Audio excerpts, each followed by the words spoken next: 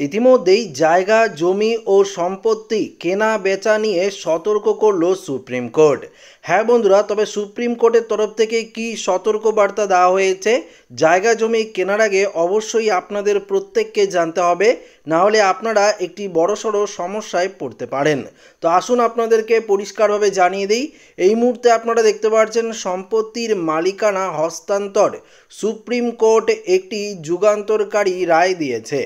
আদালত স্পষ্ট করেছে শুধুমাত্র পাওয়ার অফ অ্যাটর্নি বা বিক্রয় চুক্তির মাধ্যমে সম্পত্তির মালিকানা অর্জন সম্ভব নয়, এর জন্য নিবন্ধিত নথি বাধ্যতামূলক। 1908 সালের নিবন্ধন আইন উল্লেখ করে আদালত জানায় কেবল নিবন্ধিত দলিলই মালিকানা হস্তান্তরের বৈধ প্রমাণ দেয়।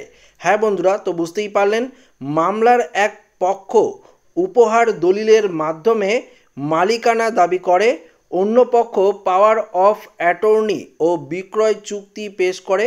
সুপ্রিম কোর্ট প্রথম পক্ষের দাবি বহাল রেখে বলে নিবন্ধন ছাড়া মালিকানা হস্তান্তর অবৈধ। আইনজীবী প্রিয়া শর্মা মন্তব্য করেন যে এই রায় সম্পত্তি লেনদেনের স্বচ্ছতা বাড়াবে এবং জালিয়াতি কমাবে।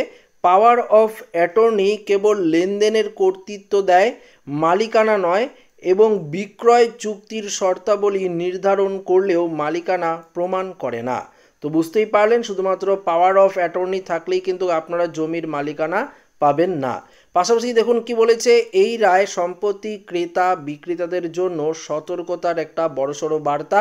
বিশ্লেষকদের মতে এটি আইনি জটিলতা কমিয়ে বাজারে আস্থা বাড়াবে, তবে নিবন্ধন প্রক্রিয়ার জটিলতা নিয়ে সাধারণ মানুষের মধ্যে উদ্বেগ থাকতে পারে।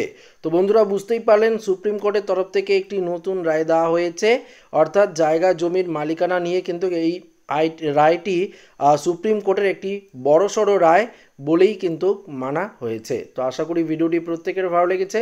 ভিডিওটি ভালো লাগলে লাইক করবেন, বন্ধুদের সাথে শেয়ার করবেন, নতুন হয়ে থাকলে চ্যানেলটিকে সাবস্ক্রাইব করে নেবেন। ধন্যবাদ।